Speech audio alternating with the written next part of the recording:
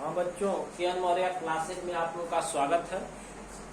बच्चों, आज हम लोग इस वीडियो में क्लास 11 के क्लासिफिकेशन ऑफ एंजियोस्पर्मिक पार्ट 3 पढ़ेंगे। सेकेंड पार्ट में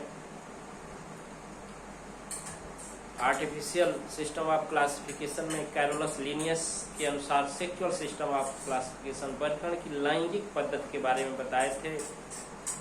अब दूसरा इसमें पढ़ेंगे नेचुरल सिस्टम ऑफ क्लासिफिकेशन वर्गीकरण की प्राकृतिक पद्धति। ठीक है ना, नेचुरल सिस्टम ऑफ क्लासिफिकेशन के बारे में इस वीडियो में अध्ययन किया जाएगा।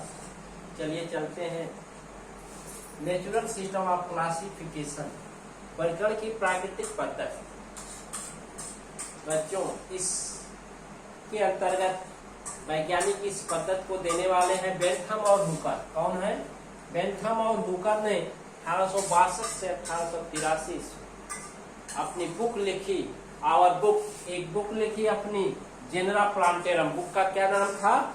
जेनेरा प्लांटेरम उस बुक का नाम है।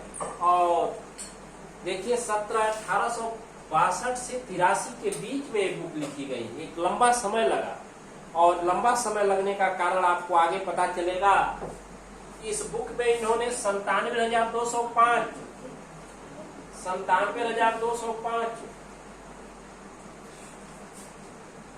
प्रजातियों के पौधों को 202 गणों में, आर्डरों में बांटा।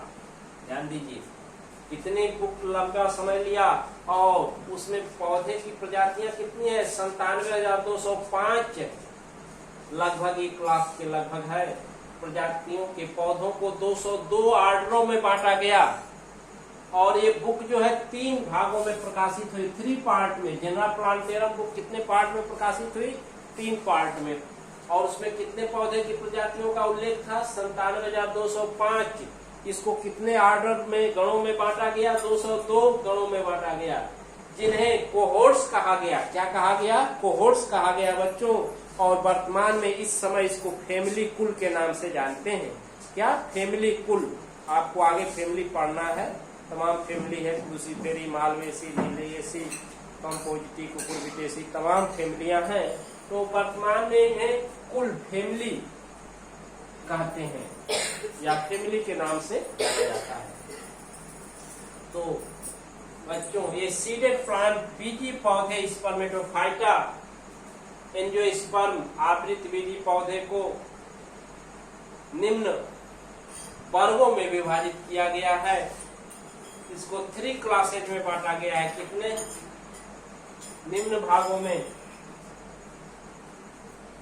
3 क्लासेज, 3 वर्गों में। पहला क्लास फर्स्ट है, फर्स्ट डाइकोटिलिडनी द्विबीजपत्री, सेकंड जो है जिम्नोस्पर्मी, और थर्ड जो है ये मोनोकोटिलिडनी एकबीजपत्री।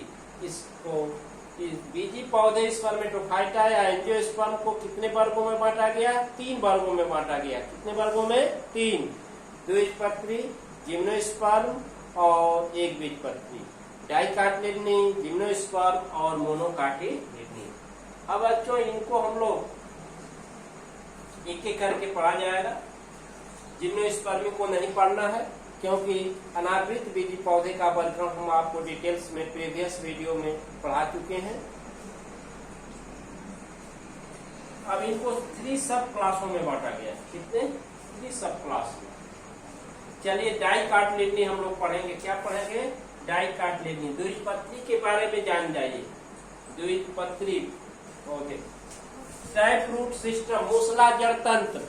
इसमें डाइकोटिलिडनी द्विबीजपत्री पौधों में किस तरह का जड़ तंत्र पाया जाता है बच्चों? टैप रूट सिस्टम, मूसला जड़ तंत्र।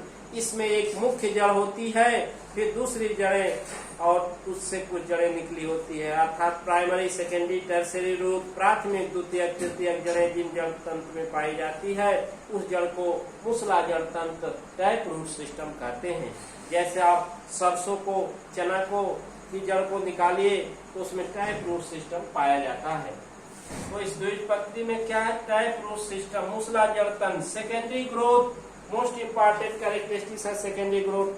द्वितीयक वृद्धि का पाया जाना, और रेटिकुलेट वेनिएशन जालिका रूपी शिराविन्यास, जालिकावत शिराविन्यास, रिब और मिड रिब आपस में मिलकर इसके पत्तियों में जाल सदृश संरचना बनाए रखती हैं, इसी को रेटिकुलेट वेनिएशन। और पेंटामेरस फ्लावर, फ्लावर क्या है? पेंटामेरस 5 भागों में डिवाइड रहता है, कैलिक्स करोला उसके 5 होते हैं। सीड हैविंग 2 कार्टिलिडन, बीज में, इसके बीज में 2 बीज पत्र होते हैं। सीड हैविंग 2 कार्टिलिडन, कितने बीज पत्र होते हैं? 2 बीज पत्र पाए जाते हैं बच्चों। अब इस डाइकार्टिलिडनी को कितने सब क्लासों में बांटा गया है? 3 सब क्लासों में, जैसे पॉलीपेटली, गाइमोपेटली और मोनोक्लेमाइडी। तो सबसे पहले हम लोग पॉलीपेटली के बारे में अध्ययन करेंगे। सब क्लास पॉलीपेटली, सब क्लास फर्स्ट है पॉलीपेटली। इसमें क्या है? Petals are free. इसमें पुष्प परिदल पुंज पेरियंथ की कंडीशन होती है। पेरियंथ क्या है? आपको बताया गया था, कुछ ऐसे पुष्प जिसमें बाह्य दल और दल नहीं पाए जाते हैं, दोनों की जगह एक विशेष स्पेशल टाइप ऑफ स्ट्रक्चर होता है जिसको परिदल पुंज पेरियंथ कहते हैं, और इसकी इकाई पेपल होती है। तो वही बच्चों, पुष्प में परिदल पुंज पेरियंथ अवस्था पाई जाती है, और ये 2 भ्रमियों में 2 रोल्स 2 कतारों में होते हैं, और दल पुंज पृथक दलीय होता है। सभी दल पुंज एक दूसरे से सेपरेट अलग अलग होते हैं। Divided into 3 series. अब ध्यान दीजिए, इसको 3 श्रेणियों में बांटा गया है बच्चों। क्लास पॉलीपेटली को 3 श्रेणियों में बांटा गया है। सीरीज फर्स्ट थाइलमिक फ्लोरी। थाइलमिक फ्लोरी में कैसे पुष्प होते हैं? इनके अंडाशय सुपीरियर होते हैं, ऊर्ध्व अंडाशय। सुपीरियर अंडाशय क्या होते हैं? Ovary superior. आपको बताया गया था, यदि बाह्य दल, दल और उनके सर पुष्प के अंडाशय के आधारी भाग से निकले होते हैं तो उसकी ओवरी सुपीरियर होती है। ऊर्ध्व अंडाशय होता है हैविंग 6 ऑर्डर। और इस सीरीज में कितने ऑर्डर हैं? 6 ऑर्डरों में इसको विभक्त किया गया है। केवल इतना जानिए, उसका उल्लेख नहीं करना है। तो थाइलमिक फ्लोरी सीरीज में ओवरी सुपीरियर ऊर्ध्व अंडाशय होता है, और इसमें कितने ऑर्डर हैं? 6 ऑर्डर्स में बांटा गया है। सीरीज सेकेंड डीसी फ्लोरी बच्चों, इसमें काइलिक्स ओवरी से जुड़े या होते हैं, कभी कभी स्वतंत्र भी होते हैं, और ओवरी सुपीरियर होती है। ऊर्ध्व अंडाशय इसका होता है, और हैविंग 4 ऑर्डर। सेकेंड सीरीज में डीसी फ्लोरी में 4 गण पाए जाते हैं। सीरीज थर्ड है बच्चों काइलिसी फ्लोरी।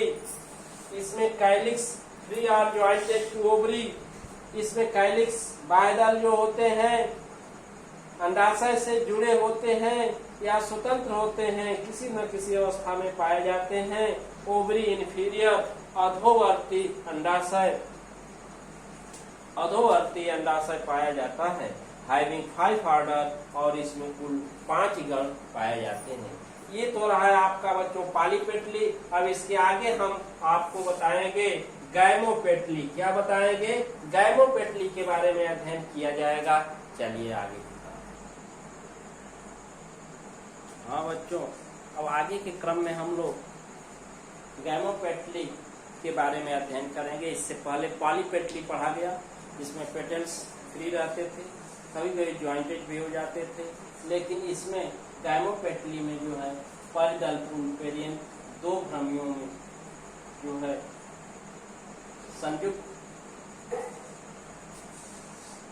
संयुक्त दल पुंज गाइमोपेटलस कंडीशन पाई जाती है।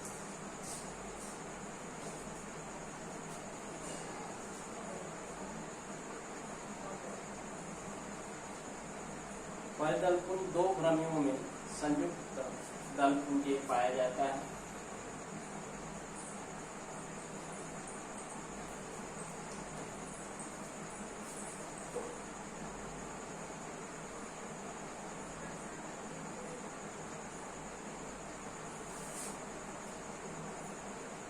परिदल पुंज 2 भ्रमियों में दल संयुक्त गाइमोपेटलस कंडीशन गाइमोपेटलस सभी दल एक दूसरे से जुड़े होते हैं। इनके दल को करोला कहते हैं, इनकी इकाई पेटल होती है। तो all petals are jointed to each other, सभी पेटल्स एक दूसरे से क्या होते हैं, जुड़े होते हैं। इस अवस्था को गाइमोपेटलस कंडीशन, संयुक्त दली अवस्था कहते हैं। और इसमें यही स्थित होती है गाइमोपेटली, सब क्लास सेकेंड है। अब इसमें स्टेमेन जो होते हैं दललग्न इपीपेटलस होते हैं। स्टेमेन पुंकेसर जो है दल से जुड़े होते हैं, पुंकेसर दल से जुड़े होते हैं, अर्थात पेटल से ज्वाइंट होते हैं स्टेमेन। इसको इपीपेटलस कंडीशन दल लग्न अवस्था कहते हैं। क्या कहते हैं, दल लग्न अवस्था, इपीपेटलस कंडीशन जो पाई जाती है। ओवरी अंडाशय गैनीशियम जो है एपोकार्पस, जायांग में अंडक, एपोकार्पस माने अलग अलग होते हैं, आर्सिन कार्पस एक दूसरे से ज्वाइंटेड होते हैं। यदि अंडाशय ओवरी में अंडक कार्पेल एक दूसरे से अलग अलग हैं तो पृथक अंडपी एपोकार्पस, और यदि एक दूसरे से ज्वाइंटेड हैं तो सिनकार्पस संयुक्त अंडपी अंडाशय की स्थित होती है बच्चों। अब इसको गाइमोपेटली को डिवाइडेड इनटू 3 सीरीज, इसको 3 श्रेणियों में बांटा गया है। कितने श्रेणियों में, 3 श्रेणी में, सीरीज में बच्चों। अब यहाँ सीरीज फर्स्ट देखेंगे इनफेरी। इनफेरी सीरीज के अंतर्गत ओवरी इंफीरियर होती है। इंफीरियर आपको बताए थे जब फ्लावर पेरीगाइनस और इपीगाइनस होता है, जब अंडाशय के समानांतर या ऊपरी भाग से पुंकेसर की उत्पत्ति होती है तो उस ओवरी को इंफीरियर कहते हैं, हैविंग 5 ऑर्डर। ओवरी इंफीरियर होती है, अधोवर्ती होती है, और इस तरह के पुष्प जो होते हैं में ओवरी इंफीरियर, हैविंग 5 ऑर्डर। इसमें 5 ऑर्डर्स हैं, गण है, क्रम है। अब सीरीज सेकेंड जो है हेट्रोमेरी श्रेणी, दूसरी श्रेणी है हेट्रोमेरी। इसमें 3 ऑर्डर्स होते हैं, हैविंग 3 ऑर्डर। कितने ऑर्डर होते हैं, 3 ऑर्डर होते हैं। और सीरीज थर्ड है बाइकार्पिलेटी ऑर्डर, सीरीज थर्ड बाइकार्पिलेटी। इसमें सुपीरियर ओवरी होती है। देखिए सुपीरियर ओवरी, इनफेरी और बाइकार्पिलेटी में यही अंतर है। इनफेरे सीरीज में अंडाशय जो ओवरी इंफीरियर, और इसमें बाइकार्पिलेटी में जो है सुपीरियर ओवरी होती है, हैविंग 4 ऑर्डर। और इसको कितने ऑर्डरों में विभक्त किया गया है, 4 ऑर्डरों में विभक्त किया गया है। इसी के साथ ये तीनों सीरीज हम लोग गाइमोपेटली में पढ़े। इसमें गाइमोपेटली में गाइमोपेटलस कंडीशन प्रोडोमिनेंट होती है। अब आगे के क्रम में सब क्लास थर्ड हम लोग पढ़ेंगे। ये तो सब क्लास सेकेंड था, लेकिन सब क्लास थर्ड मोनोक्लेमाइडी। मोनोक्लेमाइडी बच्चों इंग्लिश शब्दावली है, लेकिन हिंदी में भी इसी का केवल है, उसी तरह से लिखना है, मोनोक्लेमाइडी। इसमें फ्लावर में पेरियन एक ही भ्रम में होते हैं, ध्यान दीजिए। इसमें फ्लावर में पेरियन कंडीशन होती है, परिदल पुंज। फ्लावर में पेरियन का मतलब परिदल पुंज, जिसका अर्थ क्या है, ऐसे पुष्प जिसमें बाह्यदल और दल नहीं होते हैं, ठीक है। Absence of calyx and corolla, in presence of calyx and corolla special type of structure which is known as perianth. बाह्यदल और दल की जगह एक विशेष संरचना होती है जिसको परिदल पुंज कहते हैं, इंग्लिश में पेरियन कहते हैं, जिसकी इकाई टेपल होती है। तो फ्लावर में पेरियन एक भ्रम में होते हैं, एक ही भ्रमी में पाई जाती है, कई भ्रमियां नहीं होती हैं, और इसे 8 सीरीज में बांटा गया है। मोनोक्लेमाइडी सब क्लास को 8 श्रेणियों में विभक्त किया गया है। अब 8 श्रेणी के नाम हमको आपको बता देना है। देखिए पहला सीरीज है कैरेम्ब्री। कैरेम्ब्री इसमें 6 फैमिली में इसको विभाजित किया गया, 6 कुलों में फैमिली। सीरीज सेकेंड जो है मल्टी ओबुलेटी एक्वेटेसी, मल्टी ओबुलेटी एक्वेटेसी। इसको डिवाइडेड इनटू ओनली 1 फैमिली, इसमें केवल एक ही कुल है। ध्यान दीजिए मल्टी ओबुलेटी एक्वेटेसी में एक कुल है, जबकि मल्टी सीरीज थर्ड मल्टी ओबिलिटी टेरेस्टेरेसी में 3 फैमिलीज है। इसको कितने कुलों में बांटा गया है? 3 कुलों में विभाजित किया गया है। अब सीरीज 4 माइक्रिएम्ब्री डिवाइडेड इनटू 4 फैमिली। इसके अंतर्गत 4 कुलों में इसको विभक्त किया गया है। सीरीज 5 जो है